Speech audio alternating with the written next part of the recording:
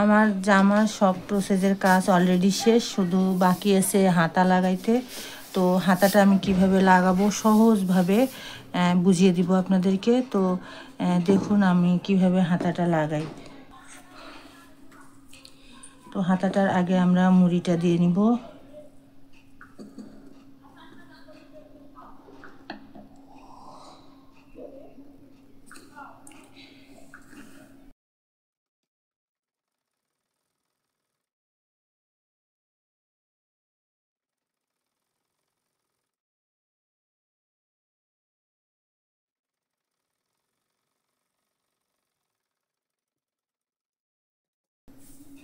তো এভাবে হাতাটা আমি সেলাই করে নিয়েছি, ওই অপরটাও করে নিব।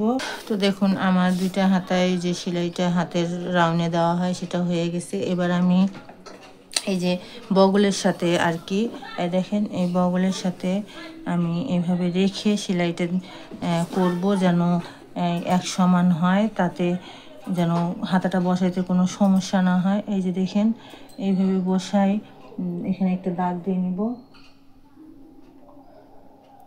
এই যে এটা এখানে আমার সেলাইটা আসবে।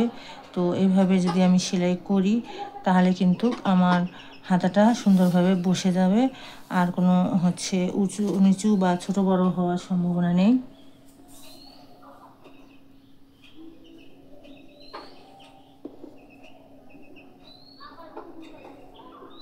আর হাতাটার আমার তালপাট করা নেই, তো আমি এটা সামান্য করে নিচ্ছি।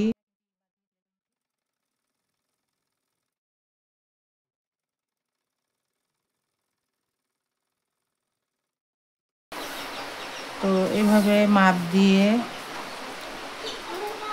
এটাও করে নিব সেম।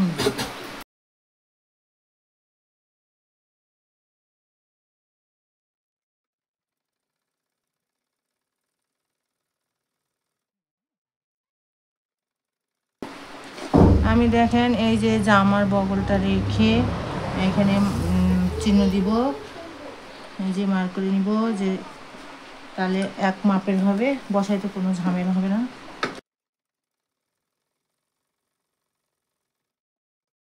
এখানকার তো আমি এইভাবে এই যে শোল্ডারের সঙ্গে জোড়া মিলিয়ে এই যে এখানে যে মার্ক করা অংশটুকু এইভাবে বসায় নিব, এটাই হচ্ছে আমার মিডল পয়েন্ট।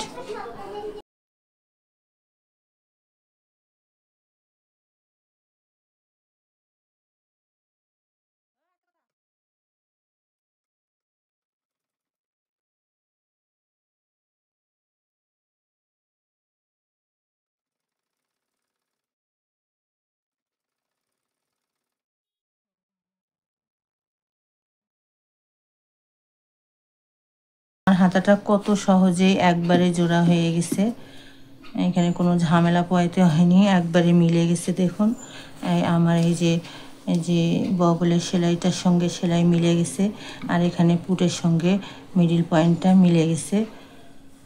তো আমি এভাবে আরেকটি হাতা জোড়া দিব, যেমনটা আপনাদেরকে বুঝিয়ে দিয়েছি যে শোল্ডারের সঙ্গে এই শোল্ডারের সেলাইয়ের সঙ্গে এই মিডল পয়েন্টটা মিলিয়ে নিব। এই যে কাটে যে আমি মিডল পয়েন্ট রাখছি।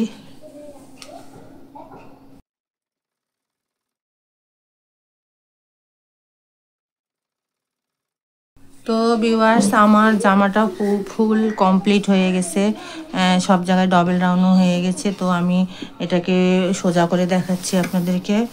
তো দেখুন ভিউয়ার্স এই যে প্রসেসগুলো দেখতে হবে, এই যে সেলাইয়ের সঙ্গে সেলাই মিলেছে, কোনো ঘুরপাক হয়নি, আর কোনো টেনে ধরেনি। এই যে আমার তালপাট করা হাতা দেখেন কত সুন্দর করে বসে গেছে, এইটাও বসে গেছে। তো এখানে আর কোনো কুচকায় থাকবে না, কারণ এখানে দেখতে পাচ্ছেন আপনার তালপাট করা আছে। তো এই দেখেন এই হাতার সঙ্গে এই যে সেলাইয়ের সঙ্গে সেলাই মিলেছে। তো এগুলো প্রসেসই জামার ক্ষেত্রে এগুলো ঠিক থাকলে সব ঠিক, মানে পরে আরাম।